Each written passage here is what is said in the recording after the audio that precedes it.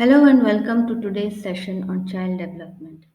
This presentation today will be more about what foundational knowledge and competencies parents and educators must know for the well being of children.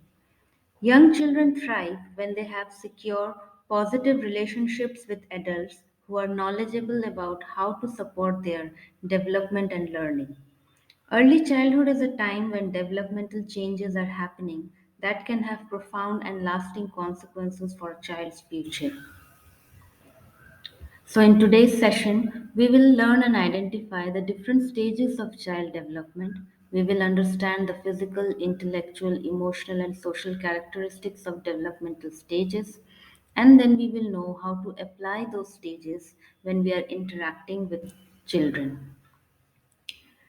So, what is child development? Child development is the process by which a child changes over time. It covers the entire period from the time a baby is conceived to an individual becoming a fully functioning adult. Child development incorporates physical growth as well as intellectual, language, emotional, and social development. There are various factors which affect a child's development, and those are environmental factors, biological factors, interpersonal relationships, early environments, and experiences.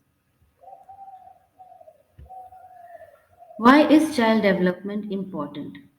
It's a critical period for brain development, and the brain is arguably the most important organ in the human body. It controls and coordinates actions and reactions, allows us to think and feel, and enables us to have memories and feelings. Everything that makes us human.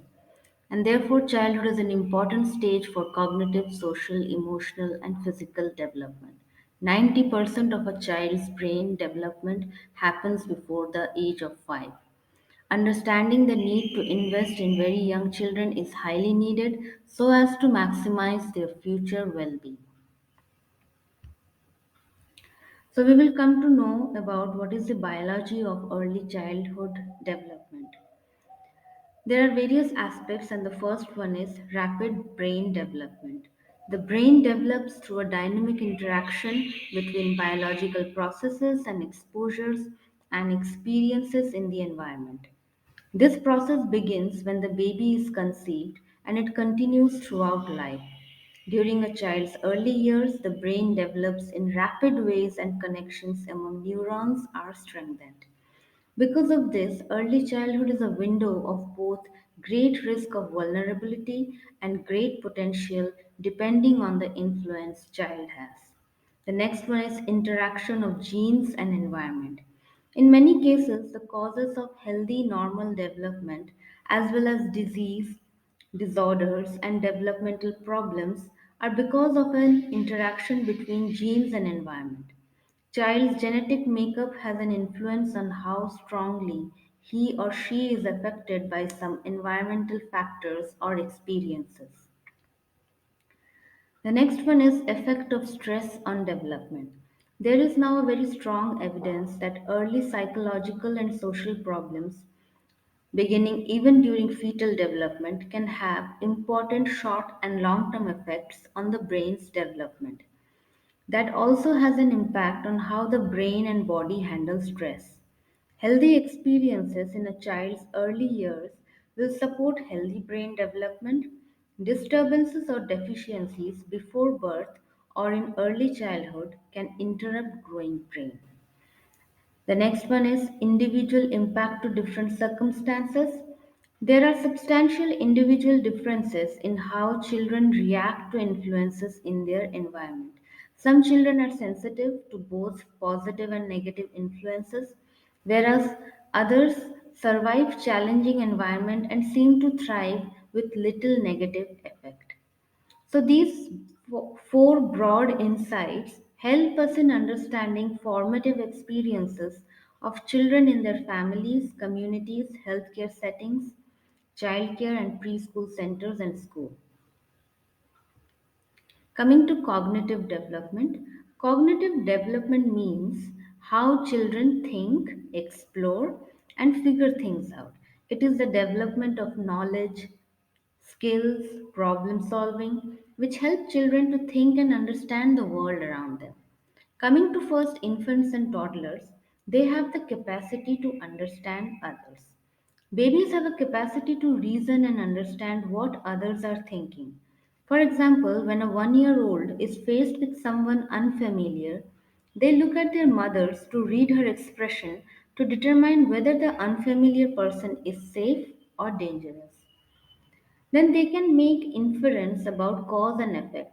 Babies observe and learn, which allow them to understand that a factor X causes effect Y. Then the preschool and primary years children.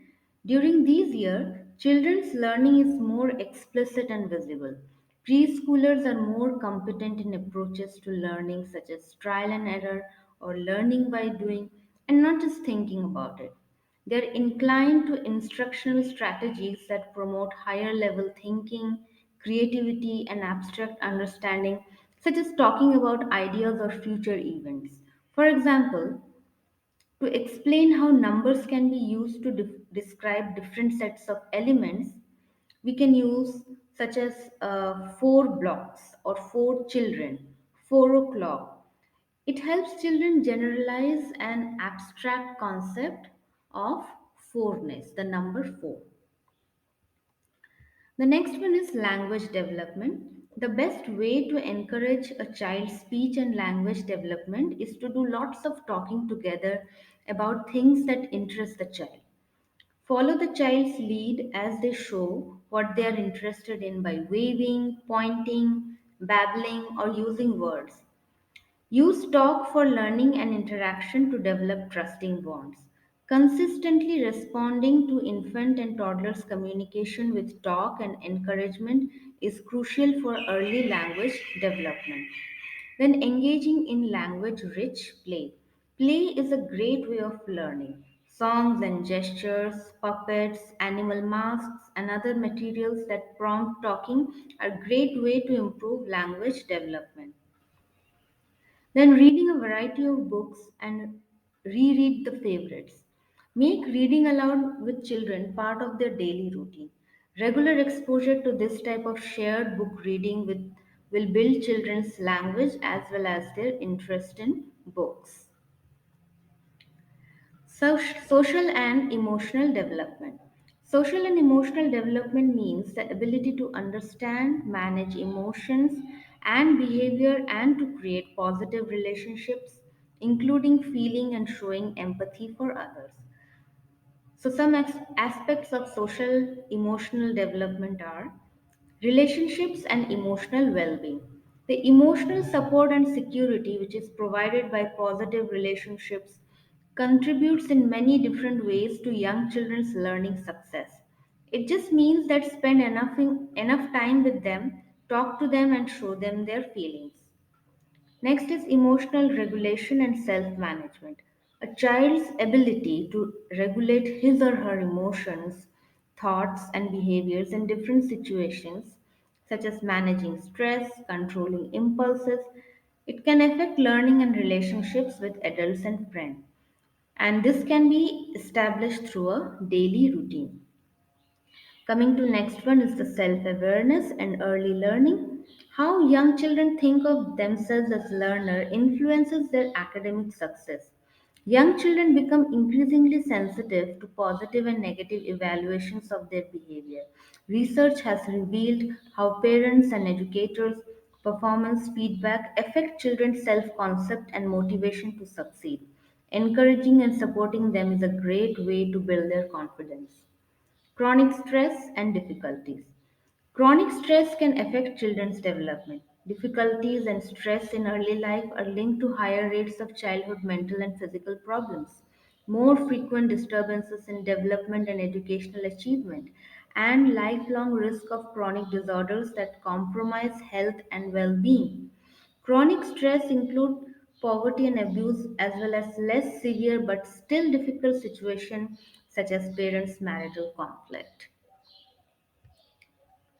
Coming to the role of parents and teachers, finally, children's health, development, and early learning provide a foundation on which later learning and lifelong progress is constructed. So, what should the parents and the educators and the caregivers need to know? They should know that how a child develops and learns. They should know that a consistent, stable, nurturing, and protective relationships will support their development. They should know that the biological and environmental factors can contribute to their growth positively or negatively. So what can the parents and educators and the caregivers can do? They can engage effectively in quality interactions. They can promote positive social development and help address challenging behaviors. They can recognize signs for need for any specialized services, for example, for any signs of trauma, developmental delay, mental health concern. Then they can make informed decisions about whether and how to use different kinds of technology as tools to promote children's learning.